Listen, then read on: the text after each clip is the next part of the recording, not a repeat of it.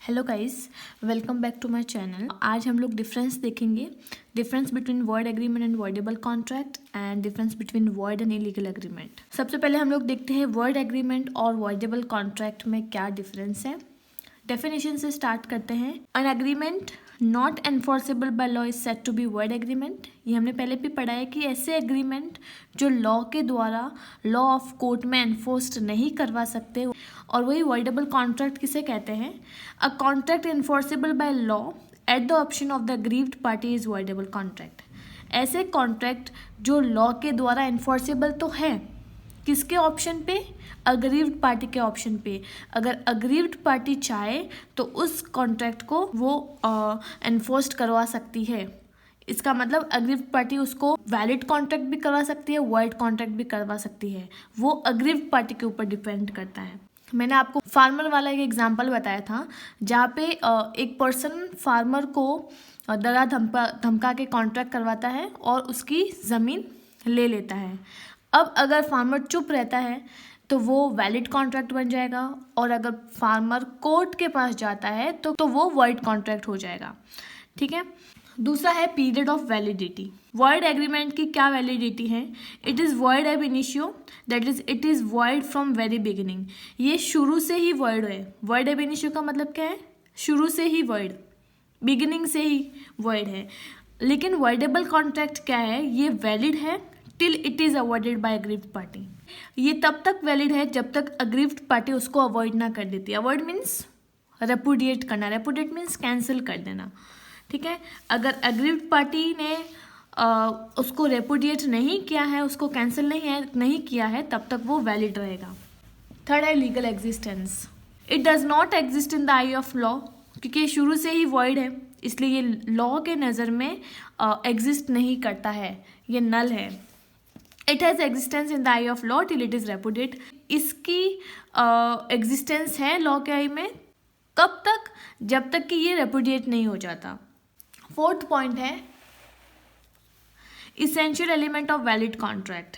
ये void agreement void क्यों कहलाया है? क्योंकि इसमें वैलिड कॉन्ट्रैक्ट के इसेंशियल एलिमेंट्स अवेलेबल नहीं होते हैं। It is void because an essential element of valid contract other than free consent is missing. Free consent को छोड़कर जितने भी एसेंशियल एलिमेंट्स है वैलिड कॉन्ट्रैक्ट के, वो मिसिंग है, वो अवेलेबल नहीं है, इसीलिए ये वॉइड कॉन्ट्रैक्ट है। लेकिन वॉइडेबल कॉन्ट्रैक्ट में क्या है? It is voidable because consent of the party is caused by coercion और अनड्यू इन्फ्लुएंस और फ्रॉड और मिसरिप्रेजेंटेशंस। इसमें इसको वॉइडेबल क्यों किया है? क्योंकि यहाँ पे जो पार्टी की कंसेंट जो है वो कैसे हुई है? वो डरा धमका के हुई है, धोखे से हुई है, फ्रॉड से हुई है, मिसरिप्रेजेंटेशन से हुई है।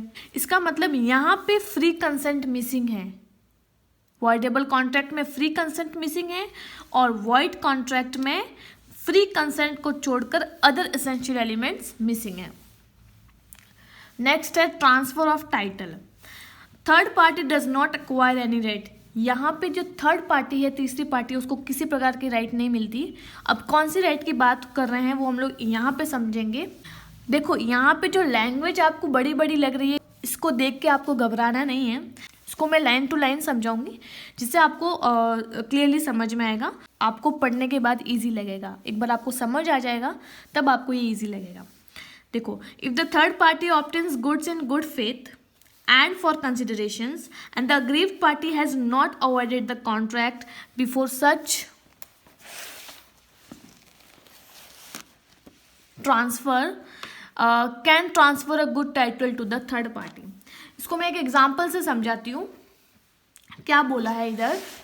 एक पार्टी है ए और दूसरी बी। अब ए के पास कुछ गुड्स हैं और बी ने वो गुड्स ए से डरा धमका के ले लिए, कॉन्ट्रैक्ट साइन करवा दिया ए से। अब वो गुड्स बी के पास आ गए, राइट? बी क्या करता है? सी पार्टी को वो सेम गुड्स सेल कर देता है। अब सी पार्टी को पता नहीं है कि बी ने डरा धमका के जो गुड्स है वो ए से लिए हैं, और अभी तक ए ने उस कॉन्ट्रैक्ट को रेपुडिएट भी नहीं किया है। रेपुडिएट मीन्स उसको अभी कैंसिल भी नहीं किया है। अब जो सी है उसने वो गुड्स गुड फेथ में लिए हैं और फॉर कंसिडरेशन लिए हैं, तो जो वो गुड का टाइटल है, गुड का टाइटल का मतलब यहाँ पे क्या है, ओनरशिप। जो ओनरशिप है वो सी को मिलेगी क्योंकि उसने वो गुड्स जो है वो गुड फेथ में लिए हैं और कंसिडरेशंस दे के लिए हैं। यही बोला, देखो, if the third party obtains goods in good faith and for consideration, अगर तीसरी पार्टी गुड को ऑब्टेन करती है गुड फेथ में और कंसिडरेशन के लिए, and the aggrieved party has not avoided the contract, यहाँ पे अग्रीव्ड पार्टी कौन है, ए। अब अग्रीव्ड पार्टी ने उस कॉन्ट्रैक्ट को अवॉइड नहीं किया है, अवॉइड नहीं किया का मतलब उसको रेपुडिएट नहीं किया है, बिफोर सच ट्रांसफर, ऐसे ट्रांसफर से पहले, can transfer a good title to third party, तो वो वाला जो टाइटल है, गुड का टाइटल है, गुड की ओनरशिप है, वो थर्ड पार्टी को ट्रांसफर हो जाएगी और वो सेम चीज़ वॉइड एग्रीमेंट में नहीं होगी। नेक्स्ट है, ये 6th पॉइंट है, ठीक है, ये 6th पॉइंट है, no party has a right to get compensation for damage because such agreement has no legal effect. Word agreement क्या है, जहाँ पे लीगल इफेक्ट नहीं है तो यहाँ पे पार्टी को डैमेजेस नहीं मिलेगा, पार्टी क्लेम नहीं कर सकती डैमेजेस, लेकिन यहाँ पे अग्रीव्ड पार्टी जो है वो डैमेजेस को क्लेम कर सकती है। यहाँ पे एग्जाम्पल भी दिया है मैंने, agreement between drug dealer, word agreement का एग्जाम्पल हो गया ड्रग डीलर के बीच में एग्रीमेंट। अब जो ड्रग डीलर के जो एग्रीमेंट है वो शुरू से ही वॉइड है, साथ में ये जो ड्रग डीलर वाला जो एग्रीमेंट है वो इलीगल एग्रीमेंट भी है। और यहाँ पे जो वॉइडेबल कॉन्ट्रैक्ट का जो मैंने एग्जांपल दिया है वो है एग्रीमेंट बाय कॉर्जन। कॉर्जन मीन्स डरा धमका के जो एग्रीमेंट होते हैं वो वॉइडेबल कॉन्ट्रैक्ट के अंडर आते हैं। नेक्स्ट है different between void and illegal agreement. Definition से स्टार्ट करते हैं। An agreement not enforceable by law is void agreement, ठीक है, ऐसे एग्रीमेंट जो लॉ के द्वारा इन्फोर्स्ड नहीं हो सकते, लॉ ऑफ कोर्ट में हम लोग इन्फोर्सेबल नहीं करवा सकते, वो वॉइड एग्रीमेंट कहलाएंगे। और illegal agreement, an agreement which is impliedly और expressly prohibited by law is illegal agreement.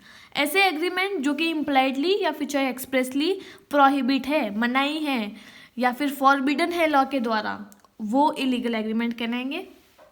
Scope देखते हैं, it has wider scope than illegal agreements क्योंकि all void agreements need not necessarily be illegal agreements. इसकी scope wider है than illegal agreements क्योंकि जितने भी void agreement हैं वो जरूरी नहीं है कि इलीगल एग्रीमेंट है, लेकिन जितने भी इलीगल एग्रीमेंट है वो हमेशा वॉइड एग्रीमेंट होते हैं। ये वाला क्वेश्चन भी आ सकता है आपके एग्जाम में, ठीक है, तो आपका इसका आंसर क्या लिखना है। देखो मैं इसको एक एग्जाम्पल से समझाती हूँ। एग्रीमेंट विथ माइनर हो गया, तो agreement with minor illegal agreement नहीं है, वो वॉइड एग्रीमेंट है, लेकिन जितने भी इलीगल एग्रीमेंट है वो हमेशा वॉइड होते हैं। जैसे कि स्मगलिंग एक इलीगल एग्रीमेंट है, ये एग्रीमेंट शुरू से ही वॉइड होते हैं, साथ के साथ इलीगल, ठीक है। नेक्स्ट पॉइंट है इफेक्ट ऑन कोलैटरल एग्रीमेंट। अब देखो कोलैटरल एग्रीमेंट किसको बोलते हैं, कोलैटरल मीन्स क्या होता है, जुड़ा हुआ, साथ के साथ रिलेटेड वाला एग्रीमेंट। वॉइड एग्रीमेंट की बात करें, the agreement collateral to void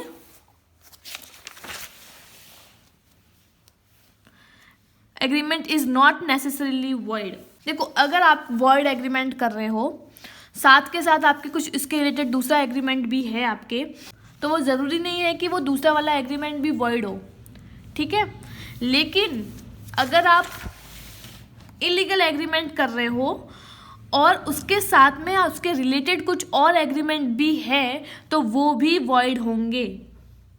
the agreement collateral to an illegal agreement, ऐसे एग्रीमेंट जो इलीगल एग्रीमेंट के कोलैटरल है, उसके रिलेटेड है, साथ के साथ है, तो वो भी वॉइड होंगे। नेक्स्ट है restitution. Restitution means giving back. The court may grant restitution of money advanced if the party to agreement is minor और if the parties were unaware of impossibility of performance of an agreement. यहाँ पे जो court है वो restitution grant कर देगी किस चीज़ की, मनी की, अगर पार्टी ने मनी एडवांस में दिया है और कब, अगर पार्टी माइनर है या पार्टी अनअवेयर है कि जो ये परफॉर्मेंस है उसका परफॉर्म होना इम्पॉसिबल है, तब जो कोर्ट है वो रेस्टिट्यूशन ग्रांट कर देती है ऑफ मनी एडवांस की। लेकिन restitution of money is not granted in case of illegal agreement. लेकिन अगर आपका एग्रीमेंट इलीगल है तो वहाँ पे जो कोर्ट है वो रेस्टिट्यूशन ग्रांट नहीं करेगी, क्योंकि कोर्ट खुद पहले उस इंसान को ही पकड़ लेगी कि सबसे पहले तो तुम इलीगल एग्रीमेंट कर रहे हो। अगर आपको मेरा लेक्चर अच्छा लगा हो then please to subscribe my channel and also share it. Thank you.